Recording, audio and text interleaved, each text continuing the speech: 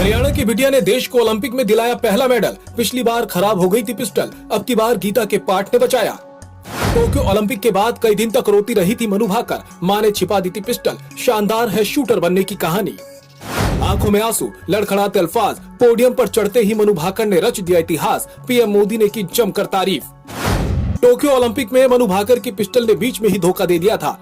Pistol खराब हुई तो उन्हें बिना लड़े ही बाहर होना पड़ा, जिसके बाद युवा मनु भाकर की हालत ऐसी हो गई थी कि वो अपनी पिस्टल को देखकर लगातार रोती थी।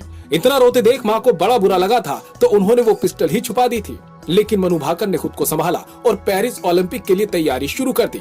अब इस बिटिया ने 10 मीटर एयर पिस्टल प्रतियोगिता में ब्रॉन्ज मेडल जीता और इतिहास रच दिया, क्योंकि इस कैटेगरी में आज से पहले कभी मेडल नहीं आया था। निशानेबाजी में पहली बार भारत ने मेडल जीता है। पेरिस ओलंपिक में देश को पहला मेडल दिलाने वाली मनु भाकर हरियाणा की रहने वाली है और उनकी कहानी बड़ी शानदार है।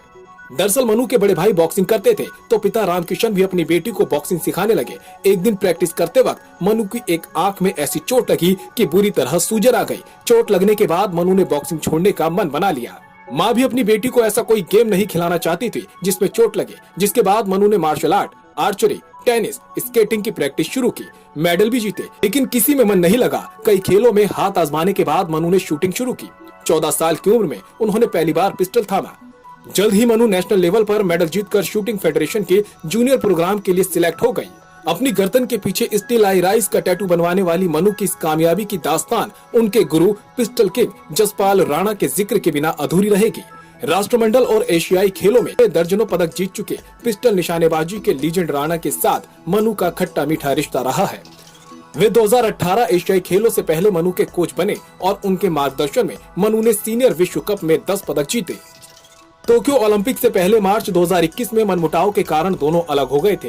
पिछले साल मनु ने एक बार फिर द्रोणाचार्य सम्मानित कोच राणा के साथ जुड़ने का फैसला किया और नतीजा सामने है। एक खिलाड़ी के तौर पर जसपाल राणा 1996 के अटलांटा ओलंपिक में 10 मीटर एयर पिस्टल और 50 मीटर एयर पिस्टल के फाइनल में नहीं पहुंच सके थे, लेकिन एक गुरु के रूप में उन्होंने ये उपलब्धि हासिल करके अपने करियर को और भी मुकम्मल कर लिया।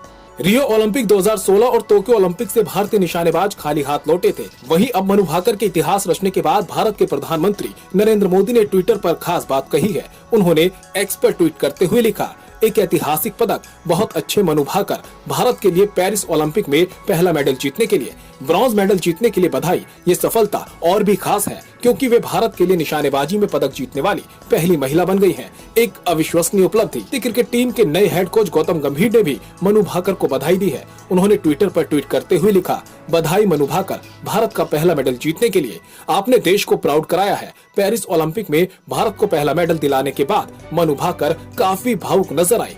उन्होंने कहा, ये भारत के लिए लंबे समय से प्रतीक्षित पदक था। मैं इसे करने का एक माध्यम मात्र थी। भारत और भी अधिक पदकों का हकदार है। हम इस बार अधिक से अधिक पदक जीतने के लिए उम्मीद कर रहे हैं। व्यक्तिगत रूप से मेरे लिए भावना अवास्तविक है। मैंने बहुत प्रयास किए, आखिरी शॉट तक भी मैं अपनी पूरी ऊर्जा से लड़ती रही। ये ब्रॉन्ज है, शायद अगली बार बेहतर हो।